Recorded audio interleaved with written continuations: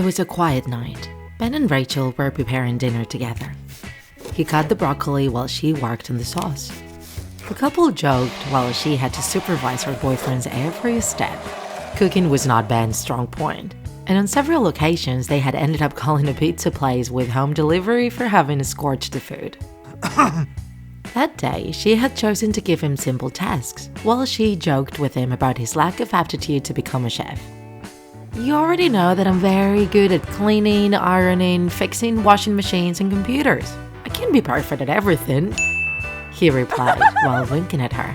Suddenly, the doorbell startled them. They looked at each other surprised. It was quite late and neither of them expected visitors that night. Ben walked over to one of the windows to see who it was. It was his friend Sean. Well, more than friend, you could say ex-friend. They had had a great friendship since childhood, until the love between him and Rachel broke the relationship. Sean had met Rachel and they dated for a few months. During that time, she accompanied him to hang out with his friends. And that's where the crush between her and Ben arose. When he realized that he was beginning to fall in love with a young woman, he tried to avoid her. He didn't want to spoil his friendship with his friend. She did the same with Sean, decided to break up with him, justifying the breakup with the fact that her feelings had changed, and she no longer felt in love. Sean had a very bad time. Rachel had been his first great love, and he hadn't been able to get over it. For their part, although Ben and Rachel had tried to hide their feelings, finally, sometime later, they began a relationship. Sean hadn't liked that at all, and from that day on, he stopped talking to both his best friend and his ex-partner. For this reason, it was so strange that Sean was waiting outside at that time of night and without calling. She asked what her ex-boyfriend was doing there, and Ben confirmed that he had no idea. But if he was at the door after so long without speaking, it must be important. His girlfriend told him that she didn't want to see him. She didn't want to start an argument with him. So he assured her that he would tell her that he was alone at home. Meanwhile, she would wait in the kitchen. Ben opened the door with a forced smile. "Oh, Sean, what a long time. I'm glad to see ya." The young man, with a nervous and worried expression, asked him if he could come in, or if he was accompanied and it was about time. Ben tried to hide how uncomfortable that situation was for him by telling him that he was alone, and that he could enter without any problem. He made sure to say it loudly so that Rachel could hear him and stay in the kitchen without leaving. Then Sean entered the house with a gift box in his hand. They entered the room and began to exchange a couple of nervous phrases. "How is everything? Where do you work now?" Sean stared at one of the photo frames on the living room table, where the couple was hugging in the picture. As he looked at it, he told Ben that he was sorry for everything that had happened and how things had ended. Then he asked if Rachel was there. No, Sean, I already told you I'm home alone. She's at her parents' house." Then the young man told him that he had only gone there to say hello and give him that box. It was wrapped in pretty wrapping paper and had an envelope on top. Confused, Ben grabbed the gift. His ex-friend was increasingly nervous, something that did not go unnoticed. He asked him if he wanted something to drink, and he insisted that he open his gift as soon as possible. He wanted to see his reaction. Ben smiled at him and grabbed the envelope to read the card first, but Sean asked him to start with the box, so as not to reveal the contents of the gift before opening it. Ben obeyed, lifting the paper and revealing a cardboard box. When he opened it, he was surprised to see nothing. The bottom was so dark, it seemed to have no end. "What is this?" he asked. But when he looked up, Sean was already gone. He approached the door and saw how he got into his car running while shouting, I'm so sorry, man." Ben was glad that his friend had finally taken the step of mending their relationship, although that box had left him uneasy. Rachel came out of hiding and asked him what happened. He couldn't answer and quickly went to the kitchen to grab a flashlight. He shined the light on the bottom of the box and was surprised when he still couldn't see anything. Then he grabbed a pencil that was on the table and put it inside the cardboard box. The two jumped back when they saw that the pencil had disappeared without making a sound, as if it had been thrown into a deep, bottomless well. They looked at each other. This had to be a joke, but they didn't understand the trick. Then he remembered the letter that accompanied the gift. It was on top of one of the pieces of furniture in the living room. He grabbed it and handed it to Rachel, who began reading it out loud. Dear Ben, I'm sorry for everything that happened to us and what's happening to you now, but I had to give it to someone. I'm not sure, but I know he can't move while you're looking at him. Whatever you do, don't take your eyes off him. He wants you to look the other way. Suddenly, the sound of a pencil falling to the ground made them turn their gaze. It was the pencil that Ben had thrown into the cardboard. But the worst wasn't that. From inside the box, the head of what appeared to be a man picked out. They both screamed in fear. What was that? The box was on a table. It was impossible for a man to fit inside. But he didn't look like a doll or something inert.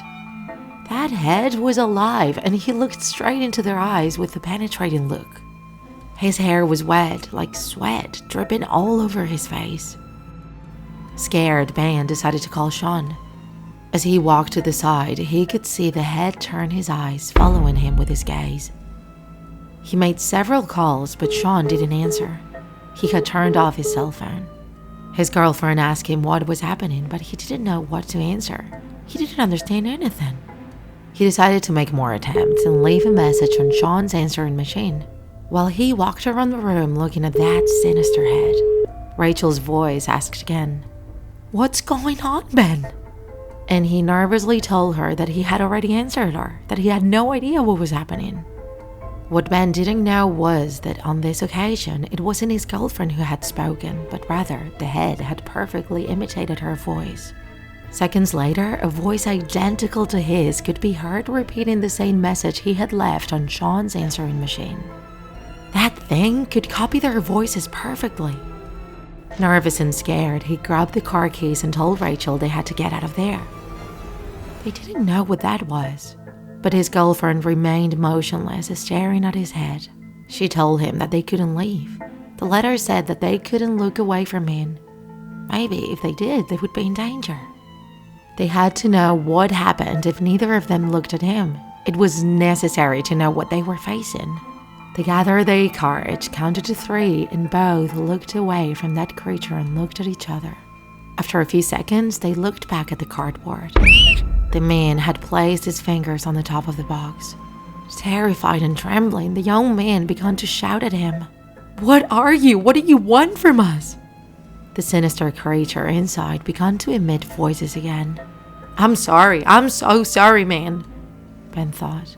That phrase, that voice, it was the phrase that Sean said to him when he said goodbye. Then the thing continued playing Sean's voice, saying, "Just Ben, don't let him leave the house." He didn't understand anything. But if those words were a copy of his friend's voice, he owed him a lot of explanations. He had to find him and know what that was. Then Ben said to his girlfriend, "It's supposed to. If you look at it, it doesn't move. We must separate." Rachel opened her eyes in horror. She wouldn't allow herself to be separated from him. "I have to find Sean. I don't know why he gave us this, but I'll find out. We don't know what this is. It may be harmless. You don't drive, which is why I need you to stay here staring at it non-stop while I get help and find that damn Sean. I will break down his door if necessary." The young man grabbed a chair and placed it in front of the cardboard box, accompanying his girlfriend to sit down. Then he grabbed a knife from the kitchen and placed it in his hand to defend herself if she needed it. He would return as soon as possible. He kissed his partner on the forehead and nervously ran out of the house and started his car. Ben continued to frantically call Sean with his vehicle's hands-free phone. As he still didn't get a response, he left one more message on the answering machine. In this case, he asked him about the message that the creature in the box had issued with his same voice. What had he said to that head? Suddenly, Sean answered on the other end of the line. Ben's voice shook, asking him why he hadn't answered him. But Sean, bewildered, just asked Ben to repeat what he had said earlier in his answering machine message. Ben ignored his question and continued insisting. He needed to know what that thing was, and the reason for that threatening message from his head. Sean couldn't believe it. He assured him that he didn't even know that head could speak or make sounds. Don't lie to me. It was your voice, Sean. He repeated what you said. Why did you want me not to leave the house? Ben continued to insist and ask. He needed to know if Rachel was in danger. When he mentioned Rachel and confirmed that she was also in the house, Sean began to shake and scream at him, feeling panic take over. No, you have to stay looking at him. Where are you? Don't tell me you're gone.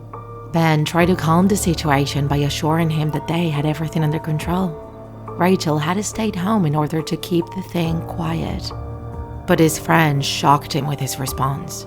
No, Ben, you, damn, I gave it to you. You were the one who had to keep your eyes on that thing. Sean started crying, and that alarmed Ben. It could not be. He had endangered his girlfriend by leaving her there alone. He swerved the car and changed course, returning to his house. On the other end of the phone, Sean was asking him where he was going, guessing what his friend's decision was going to be. Ben, now don't come back. You can't go back, do you hear me? Listen to me, do not come back. But Ben hung up the call and ignored his warning. Upon arrival, the lights were off, plunging the house into darkness. Even the switch seemed to have been forced, as if someone had tampered with it. Trembling and with his heart pounding, he groped for the lantern. When he finally found it and turned it on, he could see that the cardboard box was no longer resting on the table where he had left it, nor was Rachel.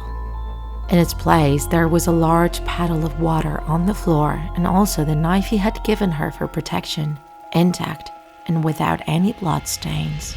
He felt all the pores of his skin stand on end. He heard a noise in the background in the kitchen, carefully shining the flashlight as he passed. He walked there and verified that the noise came from an open faucet, which is why there was a puddle of water on the floor. He closed it and called loudly to his girlfriend. Rachel! He continued calling her with a trembling voice, waiting for an answer that didn't come. His head was filled with questions, but before he could find answers, a sound snapped him out of his daze. A voice boomed from the stairs. What's going on, Ben? It sounded like Rachel's voice, although it was one of the phrases that the creature had repeated in the living room, imitating his girlfriend. He had to check if she was there, if she was in danger. He looked towards the stairs and shouted, Rachel, where are you? Where's the box? But she stopped answering. Likewise, he decided to climb the stairs cautiously. His heart was beating so hard that it seemed like it would burst out of his mouth at any moment. When he reached the second floor hallway, he noticed another noise. He looked at the ground and saw how there was water there too.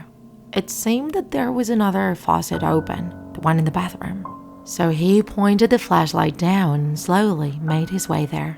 As he approached, he could see how the door was ajar. And the strangest thing was the bathroom switch was also broken.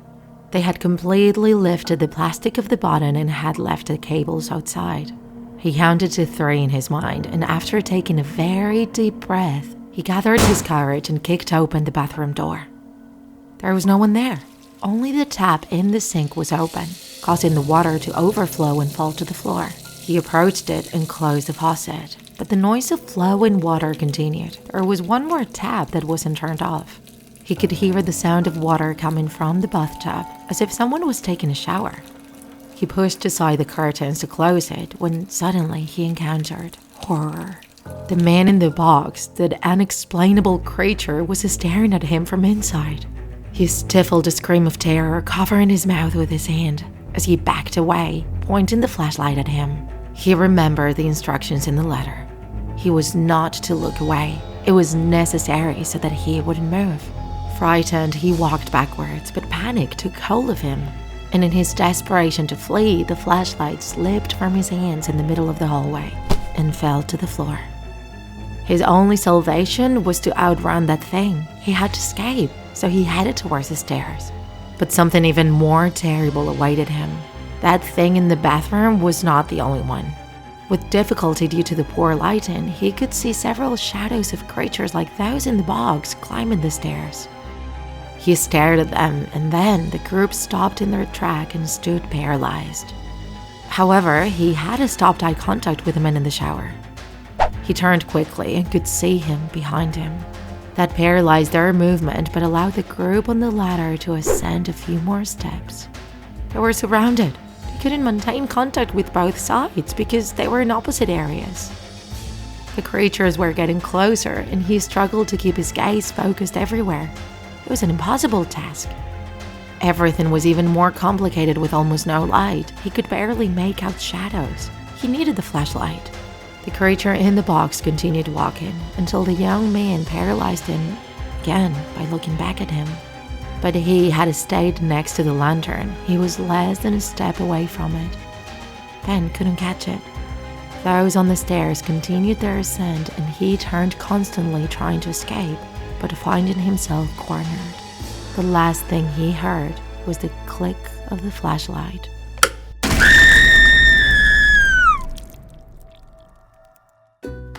If you enjoyed this video, don't forget to like it. And if you want to see more Draw My Life videos, subscribe to our channel. See you in the next episode!